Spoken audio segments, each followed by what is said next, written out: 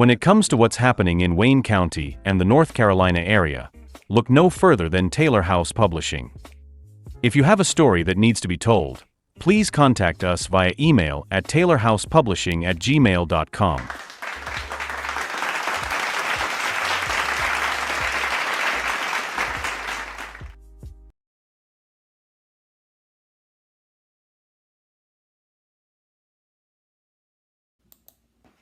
Wayne County 911, what is the address of the emergency? Yeah, we got a little incident here at Pier 34 on 1206 North Berkeley Boulevard. Okay, you said 1206 North Berkeley Yeah, Pier 34. at Pier 34? Yeah. Okay. What's the phone number you're calling from? What were you saying now? What's the phone number you're calling from? 919. Tell me exactly what happened. Is it? Tell me exactly what happened. Nah, it's basically assault. Okay, are you... All right, ladies and gentlemen, what you just heard is the beginning of a 911 call regarding an assault that took place on February the 5th, 2024 at the Pier 34 restaurant and grill here in Goldsboro, North Carolina. Now, the voice that you heard on that recording is none other than the proprietor or the owner of that establishment, Mr. Marcus Smith. Now, he's calling in regards to an assault that happened to this man, Mr. Daniel Hubbard, who reached out to me concerning his assault because of the fact that he feels that the Goldsboro Police Department and the prosecutor's office are covering up this incident. And as he called it, it is more than an assault. It is actually an attempted murder upon his life. Now, I'm going to play for you the rest of that video, that 911 call. But I'm also going to show you some photos of the injuries that Mr. Hubbard sustained. But I'm also going to give you some backstory on how this night came about. And probably we're going to have to do a part 2 to cover the aftermath and the subsequent cover-up as alleged by Mr. Hubbard.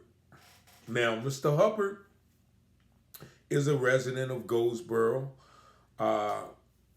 native of Goldsboro, but he's been established in various professional arenas around the country. He's very accomplished in his field of work. However, he had become an occasional patron of the Pier 34 restaurant in regards to attending that establishment and playing pool. So on this particular night, there was an encounter, and it was about, I think he said about 10 o'clock when he walked into the bar or the restaurant, and he was told by Mr. Smith and also the bartender that the bar was closed. However, because Mr. Smith had took a liking to him, and I guess they were very competitive in pool, they allowed him to come up the stairs. And even though the establishment was closed, according to Mr. Hubbard, he and Mr. Smith engaged in a game of pool. Now, this is where the story gains a little context. Now, as Mr. Hubbard states, that previously when he and Mr. Smith played pool, it was almost like a competition. They were very competitive, and as he stated, that Marcus Smith does not like to lose in pool. And he feels that because of his continuous victories over Mr. Smith in pool, it is that factor that led up to this incident. Now, according to Mr. Hubbard, he states that he then, played Marcus in pool. Evidently, he had beat Marcus in pool. And then the bartender. Now, the bartender is named Mr. Andrew Nicholson. He said that the bartender, who was a white gentleman, came out from behind the bar and said, "Okay, I'm going to play you next." And Mr. Hubbard said that's strange because, Mr. Nicholson never played pool. However, as before he and Mr. Nicholson began to play, according to Mr. Hubbard, Mr. Smith walked inside the back room, walked out of the doors and went to the back room. And it was at that point in time, Mr. Hubbard says that Mr. Nicholson got up in his face and started talking a lot of racial, in his words, nonsense. He was like, white people are the really oppressed people, and black people are oppressing white peoples. And Mr. Hubbard says, "Man, what are you talking about?" And it was then Mr. Hubbard claims or alleges that he was struck on the back of the head with a sharp object. And he characterized it as something as like a hammer or anything of, something very, very blunt in force. And it was then that he said that he was not unconscious for about an hour. And he mentioned that when he came to, there was, blood on his head. There was blood coming from his ears. And he sustained numerous injuries. Now, I'm going to show you these injuries after I played the call. But he said, and I have to be honest with you guys and with him, when he actually told the story and said, well, yeah, they cut my ears off. And when he said that, I have to be honest, I was like, okay, this man is crazy. He told me somebody cut his ears off.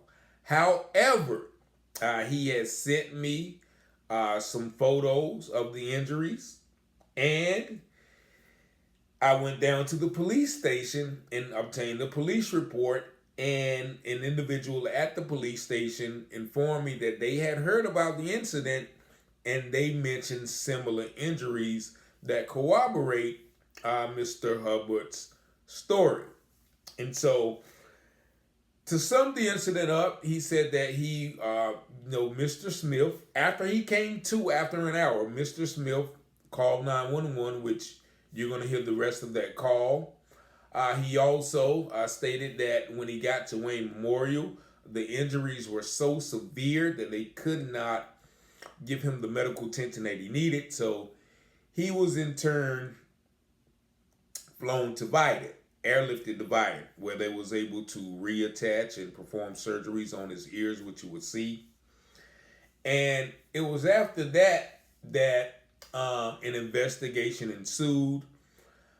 And according to Mr. Hubbard, the investigative and the police and the prosecutors did not want to arrest anyone. Now, he alleges that, of course, Mr. Smith is very connected in the community, very involved with the Masonic organization. And he alleges or asserts that it is because of those relationships that the police do not want to arrest or implicate Mr. Smith in this assault. Now, according to the information I received today, they did actually charge Mr. Nicholson with the assault. Now, according to Mr. Hubbard, it is only at the behest of Mr. Smith that Mr. Nicholson is taking the blame for these charges, because as if as he entails, if someone is standing face to face with you and then you get hit from the back of the head, that person who's standing face to face with you could not hit you in the back of the head.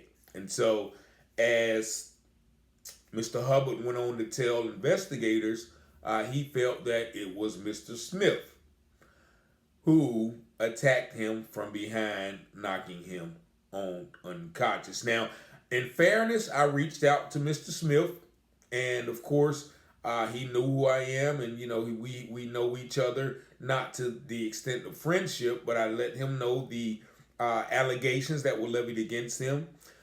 He said that he can't really do much talking because of the ongoing investigation, but he said it definitely was a very unfortunate situation, a sad situation.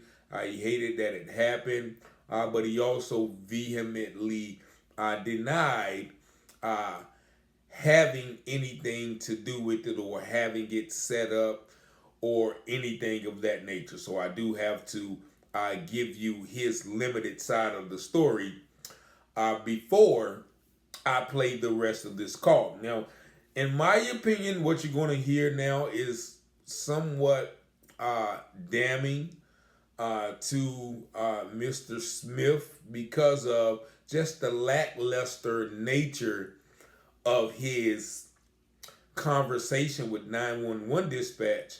But also there's a couple of things that kind of corroborate Mr. Hubbard's testimony of what happened. So I'm going to play this tape and you guys tell me what you think. We're going to continue from where we left off. Are you at the... Yeah, we here at the Trouble 6. Okay, is that the bar there, or are you at the apartment complex? Nah, we at the restaurant. Okay.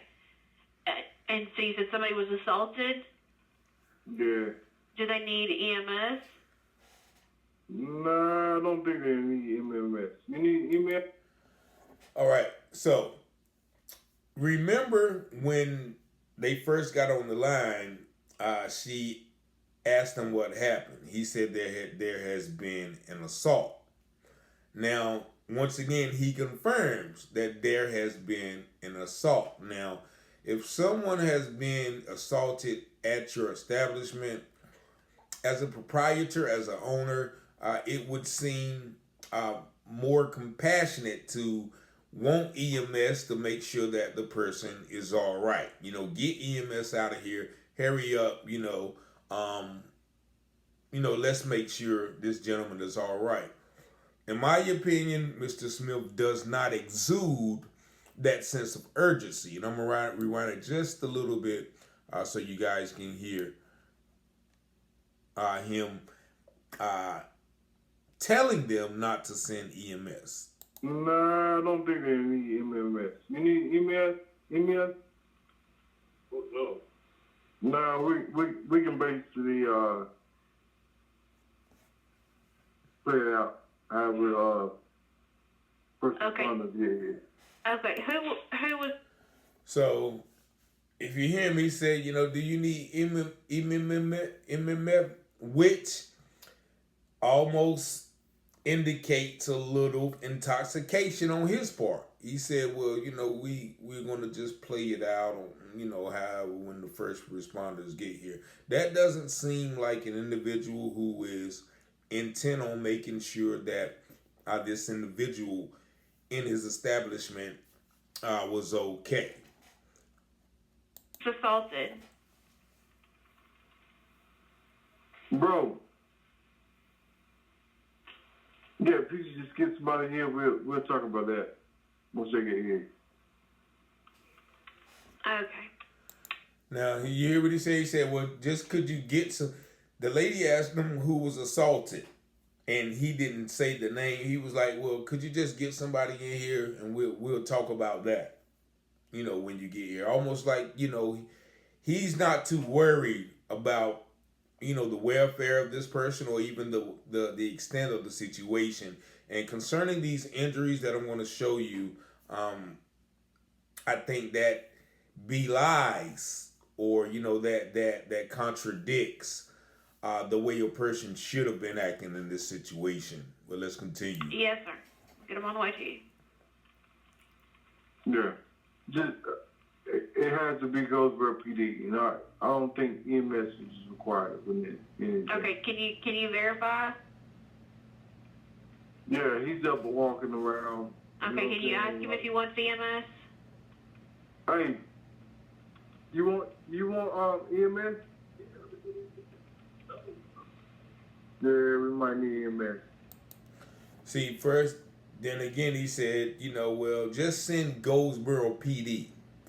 We don't really need EMS. And the lady asked him, can you verify that he doesn't need EMS? And so then Mr. Smith calls out to the gentleman and asked him, and then he was like, well, yeah, we might need EMS. Once again, not being a medical professional, it is definitely irresponsible to say when a person does not need EMS, but that's just my opinion. So you do want EMS? Yeah. Okay. Give me 1 second here. You want EMS?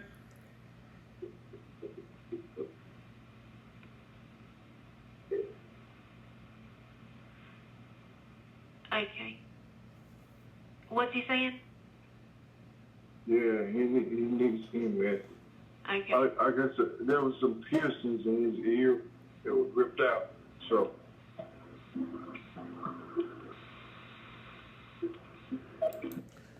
So there, Mr. Smith agrees that he needs EMS, but also he states that there were some piercings in Mr. Hubbard's ear that got ripped out.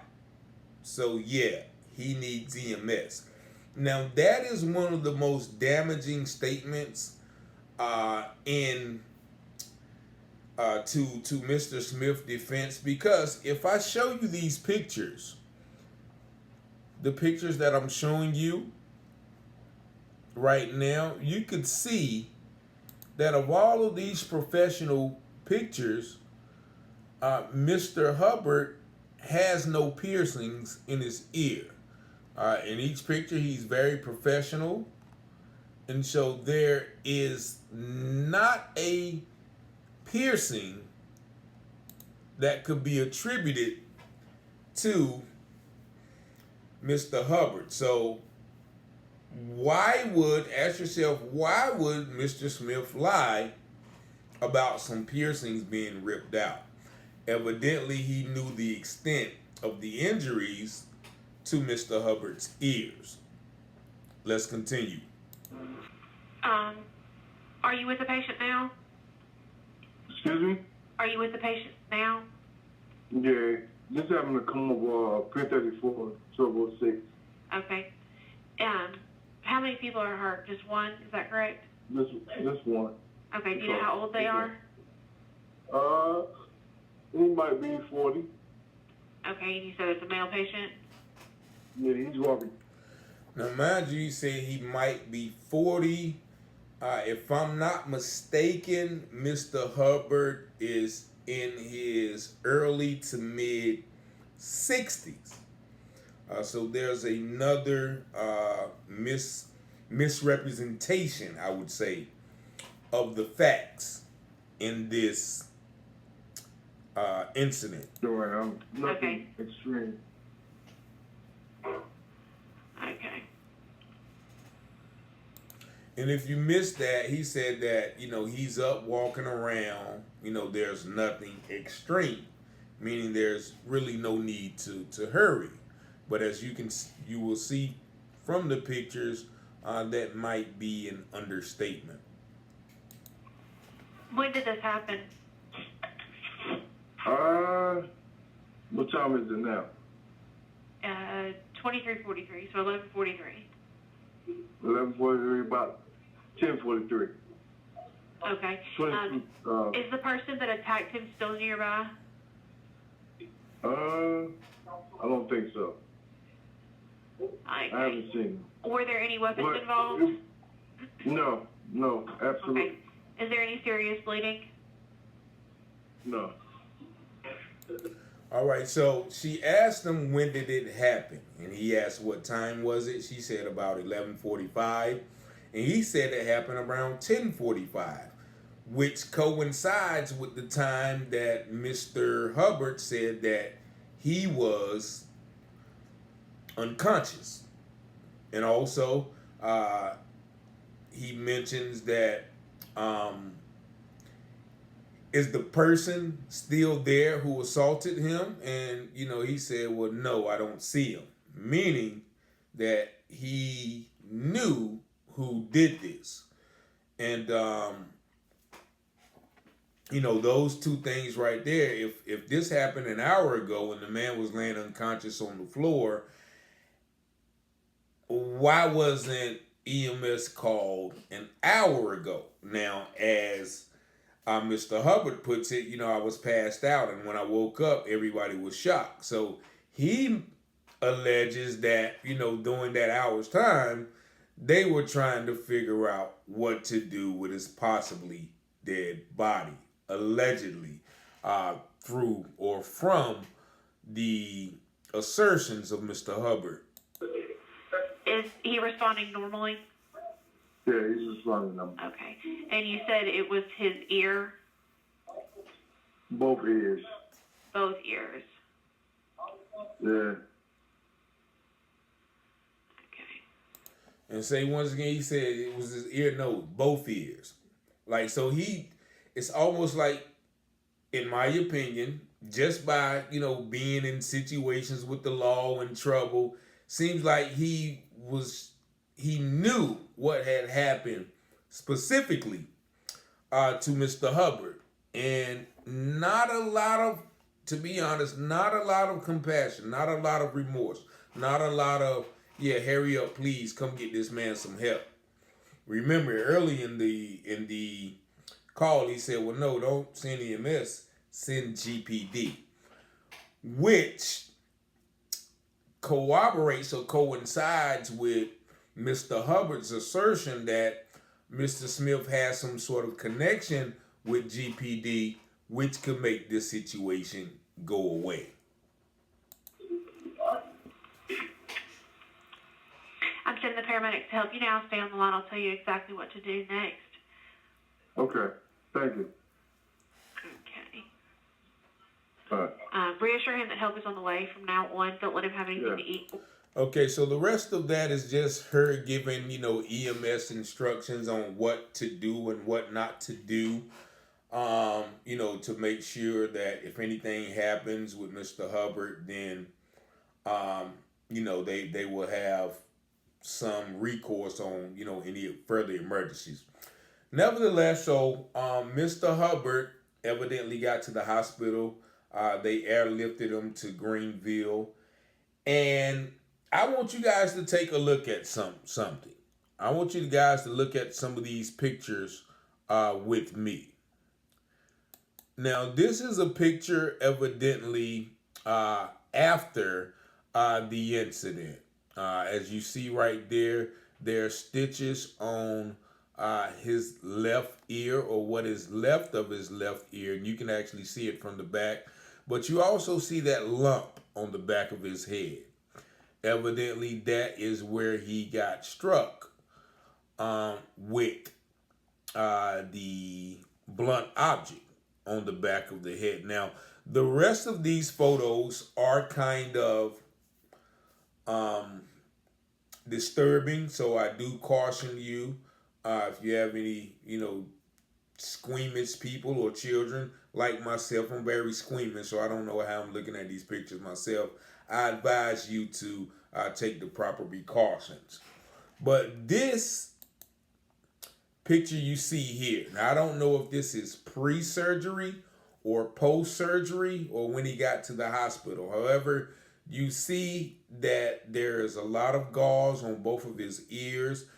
I don't know, once again, if this is when he got to the hospital or post-surgery, but you can see there's definitely some injury to his earlobes. Now, these are, I guess, the right ear. You see that. I don't know, once again, if that is a post-surgery picture or a pre-surgery picture. And then you have the left ear. So both of those attacks. Now, you can be the judge. Does any of those wounds look like piercings being ripped out? That looks like a very malicious, deliberate attack to, as Mr. Hubbard said, cut someone's ear off. Now, here's another picture of a color picture. I don't know if that is post-op or pre-op, and I should have gotten all this information. But also something that is very telling. This is his right knee that is swollen. Now, this is sent because if you are hit from the back, you fall forward, not backwards. And so this, I guess, asserts his claim that someone hit him from the back because he fell on his right knee and endured right knee inflammation or swelling. Also, this right here you see is another bruise on his back. He said he don't know if this happened when he was knocked unconscious and possibly kicked or stomped. And the last picture I'll show you is this picture right here. Now, this is a picture of a wound to his jugular area. And I am going to read you some medical, I guess, journalism explaining why that this death should be ruled or not death, but explaining why that this attack should be ruled attempted murder. Now, you see that area under his throat by his jugular. Anytime that you have injury like that, that is called a jugular notch attack.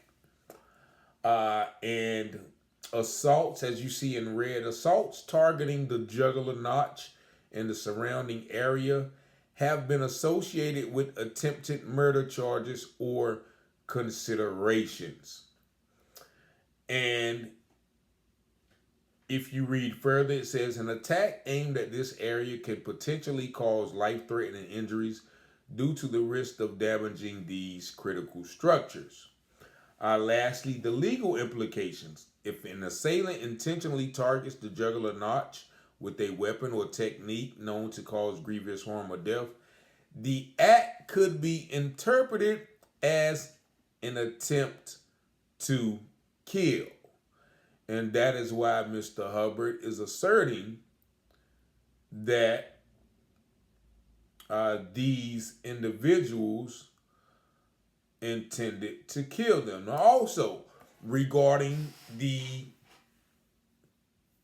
wound on the back of his head, it says a lethal blunt object attack on the occipital region of the scalp.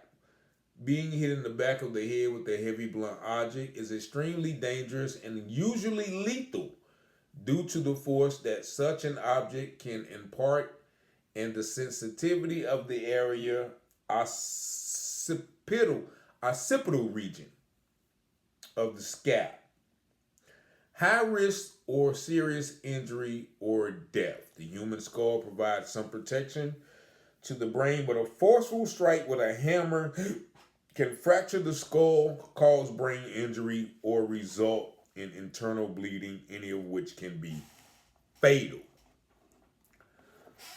So there you have because of the wounds and because of the injuries, and also because of the possibilities that Mr. Hubbard is asserting that the individuals involved be charged with attempted murder. Now, we're going to get in the next video because I don't want to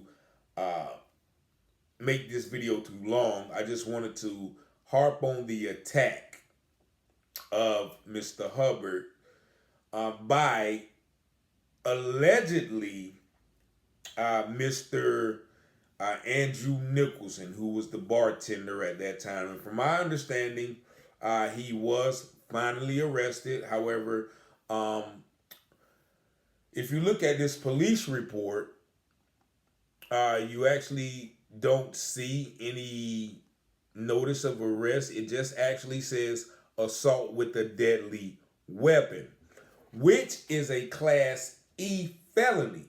But according to these injuries and according to Mr. Hubbard's assertion, this should be a Class A felony, being assault with a deadly weapon with intent to kill, inflict a serious injury, or attempted murder, which we covered in a previous video, how those charges are essentially the same. Nevertheless, he says that even though Mr. Nicholson has been charged, the case has been put on hold, meaning he does not know if they are going to go forward with it. So as of now, Mr.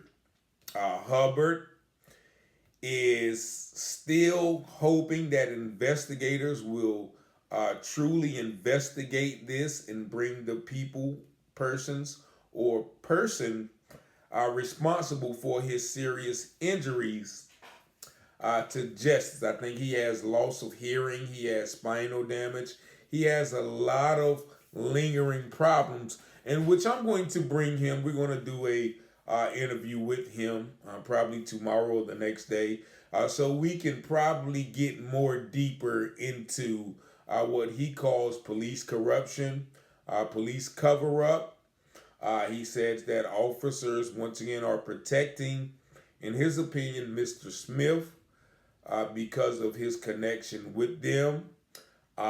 Prosecutors are refusing to charge the right charges. They're refusing to meet with him. They actually, one investigator, and I'll mention him, Mr. Alvino Daniels, he said that Alvino Daniels coerced him to change his statement 2 separate times, and he took both statements to the DA, in which it looks like that he is incredible. Like he made 2 separate statements when he only made the second statement after the coercion of Mr. Daniels to change the statement with hopes of getting Mr. Smith arrested. But we're going to get into all of that in the next video.